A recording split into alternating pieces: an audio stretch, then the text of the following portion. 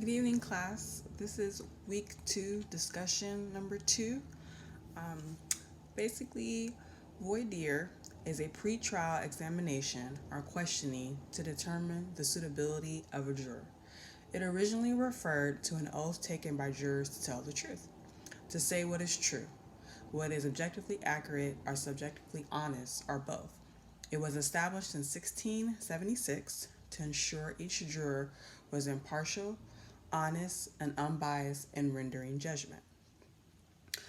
We have the peremptory strike and discretionary strike.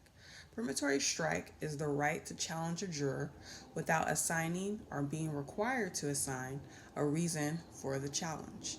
The most famous court case, the U.S. Supreme Court Baston versus Kentucky, basically prohibited prosecutors from excluding prospective jurors based upon their race.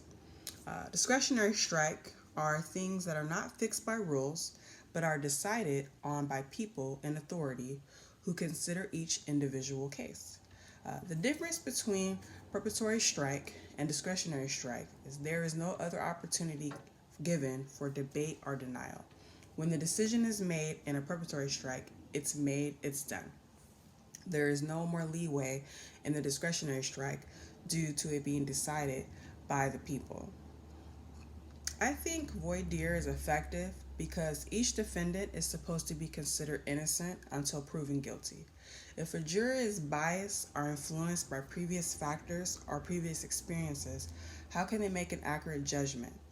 When a decision is as huge as sentencing a criminal to the death penalty or life without parole, there needs to be an honest, non judgmental juror presiding over the trial and reviewing all the facts. So, uh, improvements for the current system of voir dire. It seems like the process is thorough. I would suggest maybe providing training on how to be a juror, lay out expectations and concerns. How does the criminal justice system expect fair and impartial jurors if most individuals do not have proper training? So, like for instance, in the Air Force, we have specific guidance.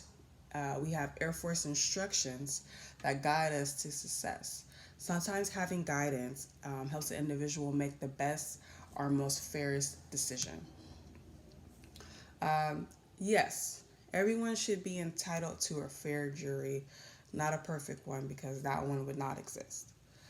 That is why the pre screening of jurors is so important.